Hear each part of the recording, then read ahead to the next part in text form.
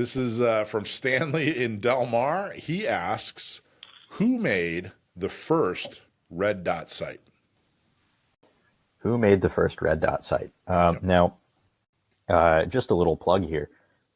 I actually wrote a series of blog posts a few months ago about various types of firearm optics, including what people call red dot sights, or more properly, reflex sights. Those are up already, as I said. They've been up for a few months on the SDCGO blog and the blogs of the sister orgs. So it depends on exactly how strict about it you want to be. I would say that the first reflex sights were around in the World War II era, as they were used on fighter planes. But those were not man portable. You couldn't, you couldn't go and bolt it out of the cockpit of a P-40 or whatever and slap it on top of your Remington Model 8 or whatever it was you had. I'll tell you, the answer provided, they were specifically asking about firearms. Firearm reflex sights.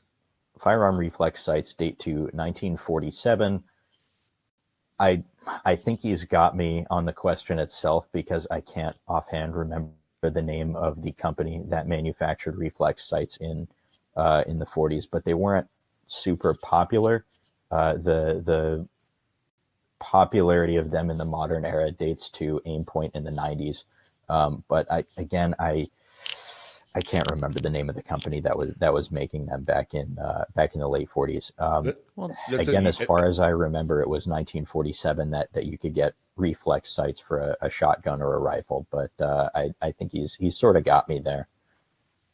Actually, I think you might have more information than he does. Mm-hmm. The answer he gives, this is Stanley from Del Mar, he says that the Swedish optics company Aimpoint, like you said, invented the first electronic red dot sight in 1975.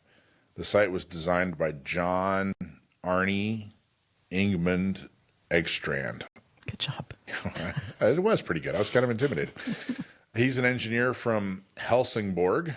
How it worked, the sight combined an LED with a curved reflecting mirror. Oh, I can tell you how it works. Go for it. How did it work? By the way, Stanley from Del Mar, thank you very much for writing in. The way a reflex sight works, it's called reflex because it reflects the reticle, not REFLEX, REFLECTS, but the type of sight is spelled REFLEX. The way it works, you have an emitter, which in the case of an Aimpoint is an LED. Trijicon and Meprolight have made ones that were powered by ambient light. They used a fiber optic system. But you have an emitter, and that generates the reticle. It'll either be a dot or it'll be an LED with some type of mask over it to produce the crosshair or whatever you have, if you have like a Holosun or something.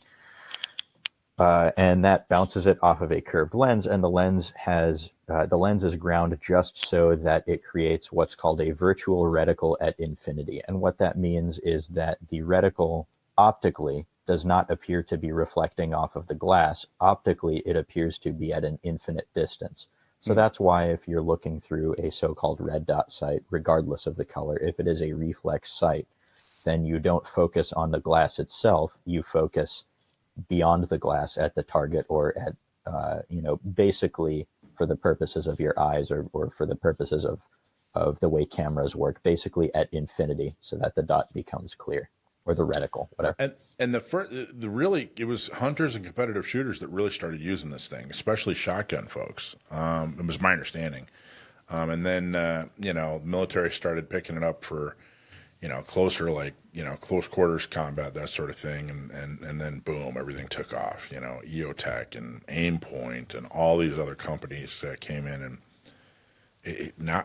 it's pretty much, it's becoming the standard. It's really truly getting to the point where it's replacing iron sights, which is pretty amazing. Well, now if you'll allow me for a moment, let me fire away. Yeah. Check on my computer here and open up a web browser tab and figure out, because it was covered on Forgotten Weapons a while ago, but I can picture it. I can picture this old 1940s reflex the 1947 one that you said? Well, let yeah, me. check it out. I mean, maybe, like so if it's forgotten, maybe that's why he missed it. But the old Stan from Delmar, he says it was Aim Point and 75 that did it. But I was really, it was impressed that it went on for a good decade or so.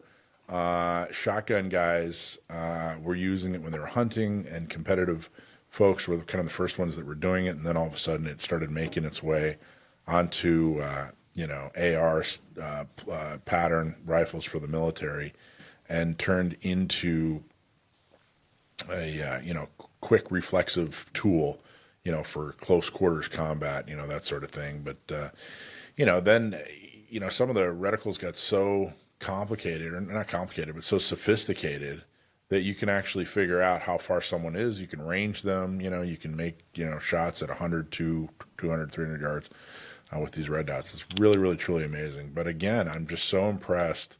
I never really thought I'd see the day that a red dot has become standard on handguns. I just didn't anticipate that at all. I don't know. Are you a red dot person, Alicia? I'm not. I'm still pretty much gun Amish. I will tell you though, You're gun Amish? if at the moment, I will tell you, I've been putting some time into working on it. I'm trying. I've just spent so long, so stuck on iron sights. I'm personally having a hard time making that transition to be more target focused. And it's something I haven't taken the time to put training into to fix. So therefore, I'm still iron sights. But No. I understand it. I teach it. Yeah. I just have a hard time implementing it myself because those habits are there and they're hard. Amazing results. I had a student, and I didn't tell her I was doing this, but I was teaching her, and I had two Glock 19s, two stock Glock 19s. One had a laser sight, or had a red dot. One had a iron sights. It wasn't a laser. It didn't project out. It was a red dot. And I just worked them both in, without telling her, like, hey, we're going to do a test. I just kind of said, here, try this, and we'll, see how it goes or whatever. And it's amazing. She was brand new to shooting, and the red dot was amazingly effective. Yep. Compared to the iron sights. I mean, she picked it right up. I mean, I know there's a big, hey, you can't be a crutch. You still should learn the old fashioned way. I get it, but it really, truly tends to make people better shooters. And especially if you're working with somebody whose primary. Say, especially when they're brand new, they don't have those old habits. They can roll right into it really well. Well, and particularly this student, she wasn't looking to get into a new hobby. This is like purely a self-defense tool for her. She really wasn't. She wasn't going to be out on the range every weekend and get into it. She wanted to be able to defend herself. And, a red dot really, truly helps somebody in that situation. Yeah. I mean, she's not going to put the practice in to be a marksman or whatever, that iron sights takes. But she would be able to put the practice in to make sure that she was proficient and good with a red dot. And it gives her an edge. Somebody that's just not into guns, but they want to defend themselves. It's pretty amazing. Now they're selling guns with red dots mounted, and they look like they're part of the gun. It's, it used to be, it was like a freaking TV hanging off your gun. Well, it's because we were stuck with 2013 guns in our roster, that's right. Yeah. We didn't have the milling. Yep. So, did you find it, Sam? What do you got? Yeah. Okay. Here it is. Sorry, it's just pulled up on my phone, so you can't really see it. But this is the NIDAR Model 47. Wow, that was from the first, 1947, huh? Of which I'm aware. Yeah, back from the 40s, the first firearm, like small arms, firearm reflex sight, of which I'm aware. There might be one earlier than that, but Aimpoint was not the first to the game. They just did it right to the point that their sights became ubiquitous. In fact, I've heard people using the name Aimpoint like Ziploc as a generic term for reflex style sights. Now, I will say I have the guy who wrote the question in provided the answer, and you're correcting him. Unbelievable. Yeah. Nice job. I've shot with red dot sighted handguns, and I've shot without. The handguns I carry don't have optics on them, but I probably my next carry gun. I don't know what it is yet, but whatever it'll be, I'll probably put a red dot on it. There's a little bit of a learning curve to it, unlike on long guns where if you're used to iron sights and you've been shooting iron sighted for years or decades, you can pick up one with a red dot and go, oh, bang, bang. Okay, yeah, I get it. It's easier.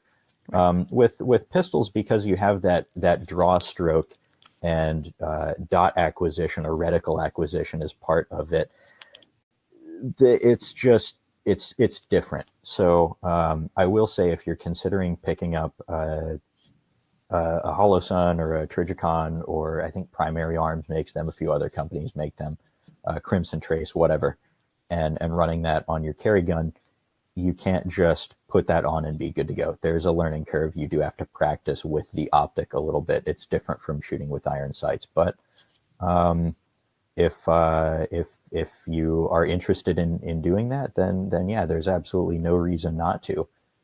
It does give you improved situational awareness because you can more easily shoot with both eyes open and focus on the target with both eyes instead of trying to focus on your sights. There you go. And you, of course, wrote blogs on articles on red dots in the past. Check those out. You have any new articles coming up? Yeah, the most recent one that went up, I already alluded to last time I was on here. That's about Remington Ammunition, what happened to the company after Remington was split off from, after Freedom Group was split up in 2020. What happened to Big Green? Yeah, what the heck happened to Big Green Part 2 is the name of that blog post. My next one coming up will be about executive orders. Perfect. Hey, everybody, thanks for watching. I'm Michael from Gun Owners Radio. If you liked what you saw, please don't forget to like, subscribe, share, and make a comment. Help us out. Go to gunownersradio.com. Thanks for watching.